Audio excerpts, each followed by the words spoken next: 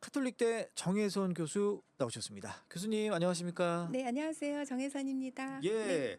오늘은 이 100세 건강과 안전을 위해 어떤 조언 해주실 겁니까? 네. 아니, 지난주에는 그렇게 폭우가 내리더니 이번 주는 폭염이 정말 아유, 심합니다.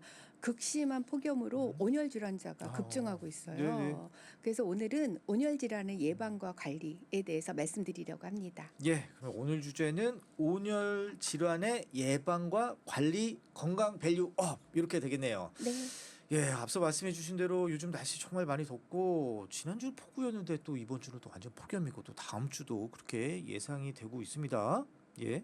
네, 진짜 온도가 뭐 35도가 넘고요. 오늘은 뭐 경기도가 37도가 아. 넘는다는 예보가 있어요. 네. 거기에다가 이번 주말에 온도가 훨씬 더 높아진다고 해서 예. 정말 주의가 필요한 때죠. 이렇게 이제 무더위가 지속이 되면 온열 질환자가 많이 발생을 하거든요. 질병관리청에서 온열 질환자 통계를 내고 있어요. 응급실 온열 질환 감시 체계라는 게 있는데 응급실에 온 환자 중에 온열 질환 있는 환자가 얼마나 되나 이것을 통계를 내는 것이에요. 예. 근데 이 통계를 보니까 통계가 5월 15일부터 통계를 잡기 시작했는데 지금까지 그러니까 두 달이 좀 넘었죠. 예. 그동안에 거의 2,000명에 이르는 그런 온열 질환자가 발생을 했어요. 두 달 사이에요? 네, 그러니까 뭐 한 달에 1,000명 가까이 예. 이제 온열 질환자가 생긴 거고 최근의 통계에 의하면 하루에 100명이 넘는 온열 질환자가 지금 생기고 있다고 합니다. 아, 그렇군요. 네, 예. 그럼 이거 거기다가 뭐 사망자는 10명에 이르니까 아. 온열 질환이 정말 심각하다고 할 수가 예. 있죠. 그러면 어떻게 뭐 지난해와 비교해서 뭐 어떤 통계 이런 것도 좀 나왔을 것 같아요. 네, 예. 지난해하고 같은 기간 이 통계를 비교를 해보니까 지난해에는 한 뭐 온열 질환자가 약 700명 정도 그렇게 되고 이 기간에 예. 그리고 사망자는 3명이었거든요. 그런데 올해는 2,000명 가까이 되고 예. 사망자는 10명에 이르니까 지난해보다 무려 3배 이상 와. 높다고 할 수 있죠. 그만큼 지금 날씨가 정말 아주 막 끌어오르고 있다 뭐 요런 반증이라고 볼 수가 있겠네요. 맞습니다. 그러면 그 교수님 이 온열 질환 증상 요거 빨리 좀 캐치하는 게 좀 중요할 것 같아요. 어떤 증상들이 나타나나요? 네, 이 온열 질환이 열로 인해서 생기는 급성 질환이에요. 네, 그래서 뭐 피로가 생긴다든지, 어지러움증이 있다든지, 또 머리가 아프다든지, 또 토할 예. 것 같은 이런 증상이 이렇게 나타납니다. 이럴 때 바로 조치하지 않으면 의식 저하가 오면서 생명에 영향을 줄 수가 있어요. 예. 이런 온열 질환의 질병의 종류가 열탈진, 열사병, 열경련 이런 것들이 있습니다. 열탈진은 말 그대로 열로 인해서 탈진 현상이 생기는 거예요. 예. 그러면서 머리가 아프고 어지럽고 이런 증상이 생기게 되는 거죠. 그리고 열사병은 그런 열탈진이 점점 심해져서 생기게 되는데 이제 열탈진일 때까지는 그래도 의식은 있어요. 그런데 열사병이 되면 의식이 떨어집니다. 아. 그러면서 중추신경계에 이상이 초래하게 되는 거죠. 치명적이네요. 네, 예. 그렇죠. 그리고 이제 열경련이 있는데 예. 열경련은 이제 근육통, 열로 인해서 근육통이나 경련이 예. 생기는 걸 말을 하는데 이 온열 질환 감시 체계에 들어온 사람들의 통계를 보니까 열탈진이 한 60% 정도, 예. 예, 그리고 열사병이 거의 뭐 18%에 이를 정도로 이렇게 많은 비중을 차지하고 있어서 예. 열탈진, 열사병 이것을 관리하는 게 굉장히 중요하다고 할 수가 있죠. 예. 그러면 말씀하신 대로 이 열탈진이 열사병, 이 열사병이 치명적이라고 하니까 그렇죠. 요쪽으로 진행되지 않도록 좀 사전에 막아야 되겠네요. 이 진행되지 않도록. 예. 맞아요. 열탈진은 우리가 그냥 일사병이라고도 이렇게 얘기를 합니다. 뭐 일사병 많이들 얘기들 하잖아요. 맞아요. 그때는 이제 어지럽고 좀 토할 것 같고 뭐 머리 아프고 뭐 피로감이 있고 이런 증상이 생겨요. 근데 그럴 때 바로 휴식을 취하거나 바로 응급조치를 취해야 열사병으로 넘어가지가 않거든요. 예. 그런데 그때 바로 의식이 있는 상태에서 관리를 하지 못하게 되면 온도가 갑자기 확 올라가면서 몸의 온도가 40도가 넘게 되고요. 체온보다도 높게. 그 체온이 예. 이렇게 40도가 넘게 되면 예. 그러면 체온 조절 장애가 생기죠. 그러면서 이제 의식 저하로 쓰러지면서 사망에 이르게 되기 때문에 바로 이 열탈진을 열사병으로 넘어가지 않도록 예. 관리하는 것이 굉장히 중요합니다. 네. 예. 그럼 좀 특히 주의해야 될 분들 아무래도 좀 어르신들이 좀 취약할 것 같아요. 맞아요.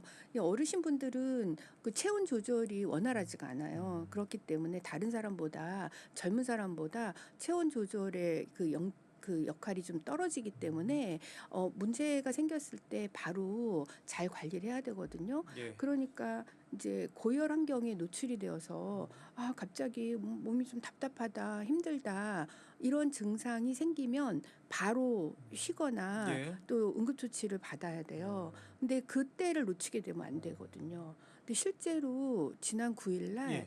전북 부안에서 있었던 사고가 있었는데 70대의 노인 일자리 작업을 하시던 분이었거든요. 근데 이분이 일을 하다가 고온에서 일을 하다가 갑자기 가슴이 답답하다, 너무 힘들다 이러니까 네.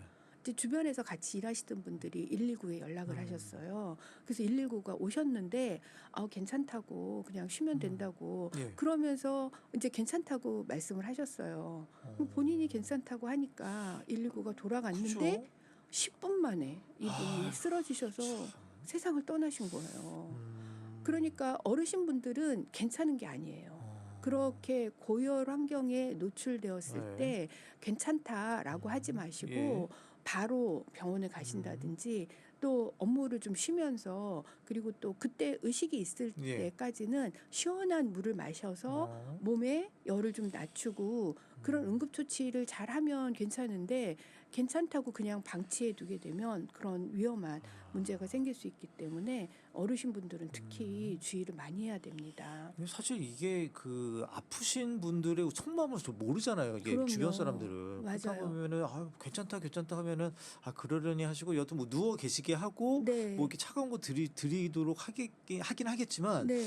이게 또 119로 빨리 보내드리는 게 제일 좋겠네요. 그래도. 그렇죠. 예. 괜찮다고 하셔도 어르신분들은 어르신분들은 119에 가셔서 병원에서 치료를 받으시는 게 나중에 위급한 상황을 예방할 예. 수가 있죠. 그래요. 알겠습니다. 그리고 그리고 또 우리 이제 외국 만성 질환자 뭐 이런 분들도 많이 생길 수가 있죠. 예. 네. 그래서 고온 환경에 노출이 되는 그런 분들이 문제가 많이 생길 수가 있고 예. 그 말씀하신 대로 이제 외국인 근로자 그런 분도 굉장히 위험해요. 근데 외국인 근로자가 이제 우리나라에 오면 우리나라의 환경에 적응하지 못하고 또 언어에도 적응하지 그죠. 못하기 때문에 뭐 힘들고 어려운 거를 잘 얘기를 표현을 못 못 하거든요. 하시니까. 네. 예. 거기에다가 이제 기후 변화에 적응을 못 하는데 우리나라에 오시는 외국인 분들이 동남아에서 많이 오시잖아요. 동남아가 기온이 굉장히 높잖아요. 예. 그러니까 이분들은 원래 기온이 높은 곳에서 오시니까 우리나라에서 잘 적응하겠지라고 생각하실지 모르지만 동남아하고 우리나라의 기온 차이가 우리나라는 습도가 높아요. 그냥 온도만 높은 게 아니라 예. 그러다 보니까 이 습도 높은 고온에 적응을 못 하시는 거예요. 그래서 외국인 분들이 굉장히 위험한데 예. 최근에는 어떤 일이 생겼냐 사건 하면 또 있었나요? 네, 사건이 생겼어요.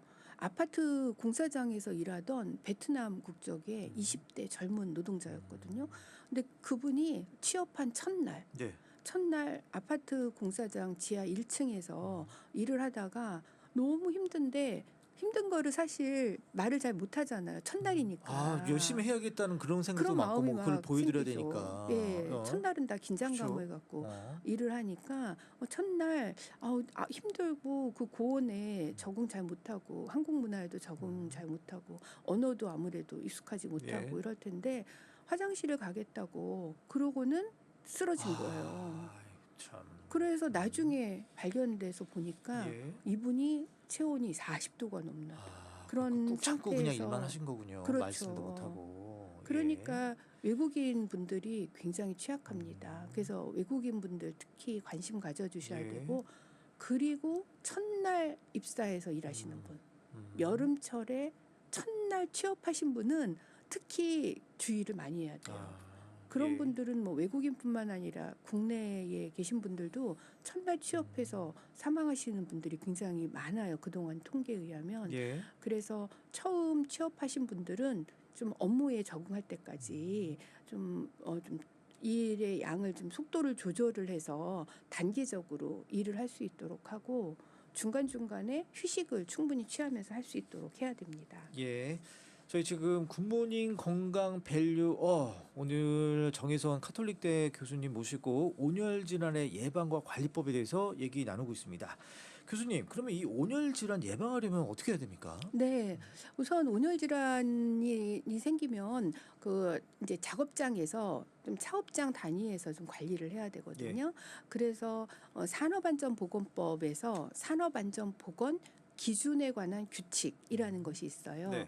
거기에 사업주가 해야 될 예방 대책을 명시를 해 놓았습니다. 그래서 냉방이나 통풍을 위해서 온습도 조절 장치, 온도계, 온습도계를 설치를 하고 그리고 작업 시간대를 조정을 해서 고온에 노출이 될 때 그런 작업을 하지 않도록 작업 시간대를 조절하는, 그러니까 2시부터 5시까지가 제일 온도가 높을 그렇군요. 예. 때니까 가능하면 이제 작업 시간을 조절을 하고 그리고 체감 온도가 33도 이상일 때는 2시간마다 20분씩 휴식을 취하도록 예. 그렇게 정했습니다. 근데 사실 이 규정이 지난번에 규제개혁위원회에서 사업주에 좀 부담을 너무 많이 준다. 그래서 이것이 통과가 안 되어서 이 법이 진행이 안 되었었어요. 예. 그리고 2번이나 규제개혁위원회에서 재검토를 요청을 했었는데 이 온열 질환자로 사망하는 사람이 너무 많아지니까 결국은 이제 통과가 되어서 7월 17일부터 이 법이 시행이 되고 있어요. 그렇군요. 그래서 체감 온도가 33도가 넘을 때는 2시간마다 20분씩 휴식을 취하는 것이 가장 중요하고요. 또 회사에 따라서는 휴식을 취하게 할 수 없는 그런 환경도 있죠. 예, 그렇죠. 업무나 이런 게.